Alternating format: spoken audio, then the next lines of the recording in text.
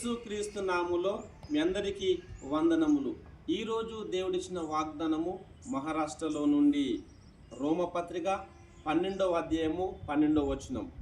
ప్రార్థన యందు పట్టుదల కలిగి ఉండుడి. ఆమేన్, ఆమేన్, ఆమేన్. క్రీస్తునందు ప్రియమైన సహోదరి సహోదరులకు ఈరోజు దేవుడిచ్చిన అద్భుతమైన మాటలను బట్టి మనము దేవుని స్తుతించాలి. ఇక్కడ దేవుని యొక్క వాక్య భాగంలో చూసినట్లయితే ప్రార్థన యందు పట్టుదల కలిగి ఉండుడి అని దేవుని యొక్క వాక్యం రాయమన్నది.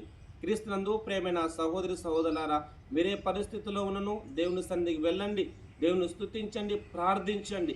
ఎందుకంటే ప్రార్థన యందు పట్టుదల కలిగి ఉండుడి అని ప్రభు మనందరితో మాట్లాడుతుండగా ఆయన సన్నిధికి వెళ్ళి ఆయన నామని మయపరుస్తూ ఆయన సన్నిధిలో ప్రార్థన చేద్దాం. ప్రార్థన. ప్రేమగల దేవ, మీకు వందనాలు తండ్రి. మీరు ఇచ్చిన అద్భుతమైన నీ మాటలను బట్టి మనం స్తుతిస్తున్నాను. ప్రార్థన పట్టుదల కలిగి ఉండమన్నావు తండ్రి, మీకు వందనాలు.